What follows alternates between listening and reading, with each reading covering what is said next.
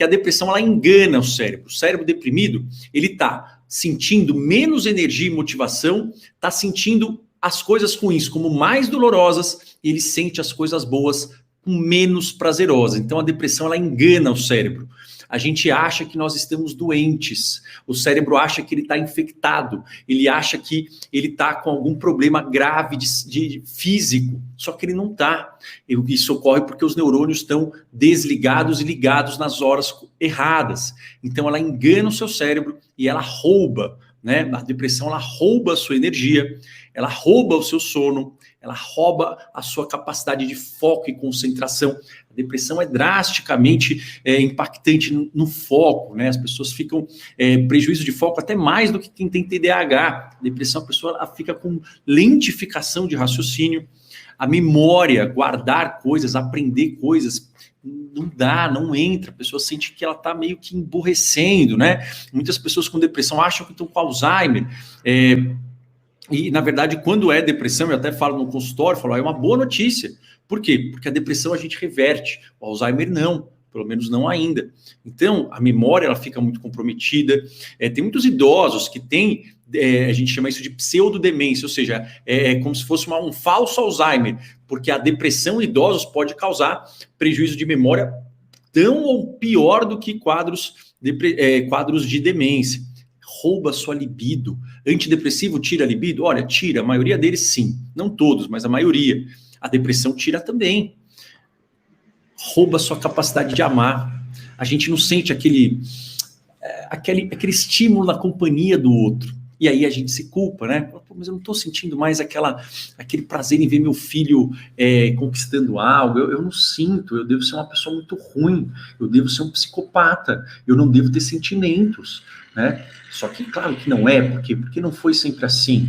Só que quando a gente está deprimido, a gente acha que foi sempre assim. Rouba a sua capacidade de trabalhar e rouba o seu prazer em viver. A vida não tem mais estímulo, não tem mais prazer. Normalmente a depressão ela começa um pouco com esses sentimentos.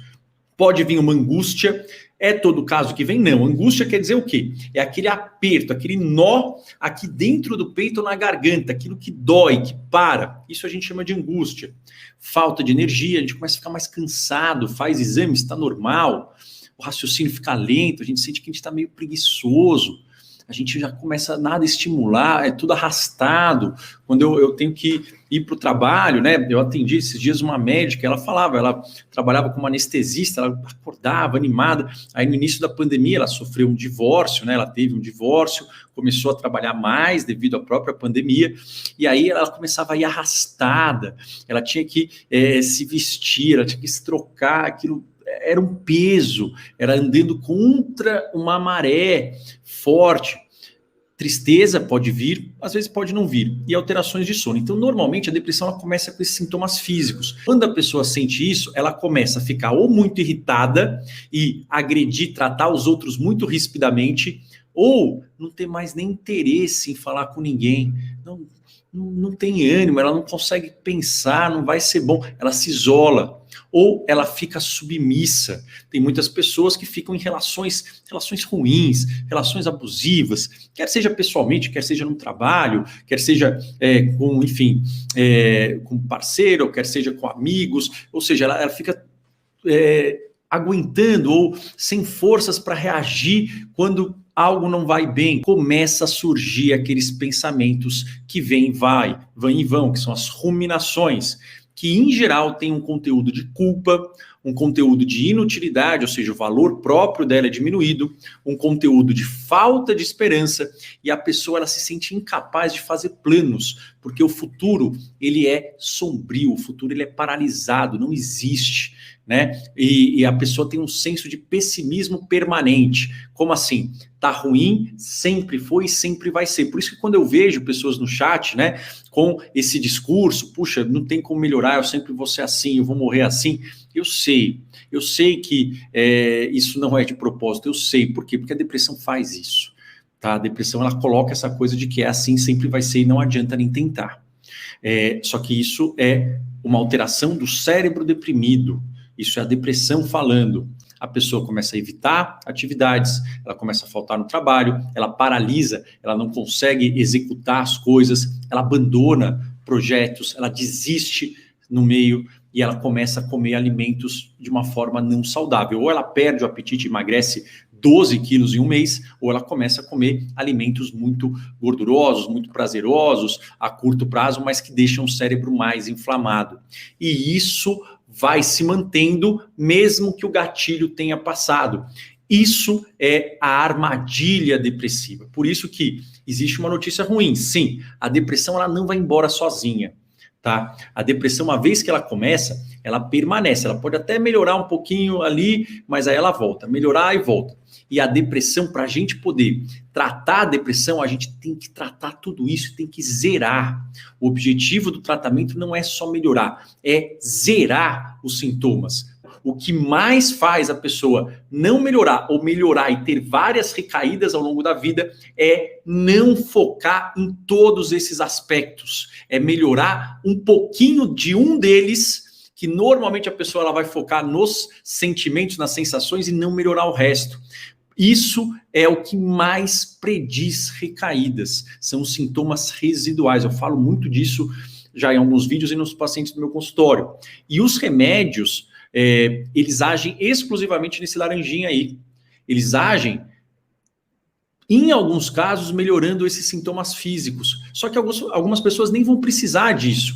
Só que se ficar só no laranja, esse outro ciclo ele vai fazer com que uma hora a depressão volte de novo. Tá? Então, isso é uma notícia ruim? Por um lado é. Por outro lado, a gente viu que se a gente começa a mudar esses parâmetros, e foi isso o embrião, né, que o Stephen Lard fez ali no Kansas, opa, a gente consegue reverter isso. Então, a boa notícia é que dá para mudar. Só que a maioria das pessoas não tem essa ideia de que a depressão funciona desse jeito. A ansiedade também, ela tem características diferentes, mas são quadros que eles permanecem. E é por isso que os tratamentos eles não funcionam como deveriam. A gente tem que reverter esses 4 elementos da armadilha da depressão. Quais são eles? Mudar o padrão de pensamentos e crenças é possível? Sim. O Stephen Lard tinha aquela estratégia antirruminativa, né? Isso tudo foi sendo desenvolvido.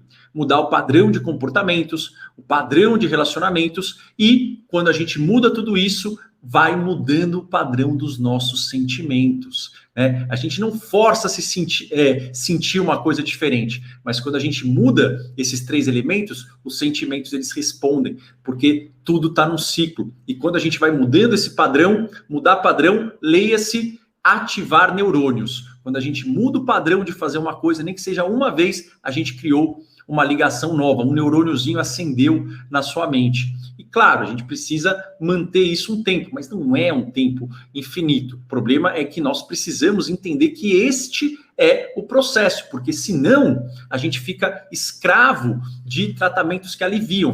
A falta de esperança é um sintoma-chave da depressão.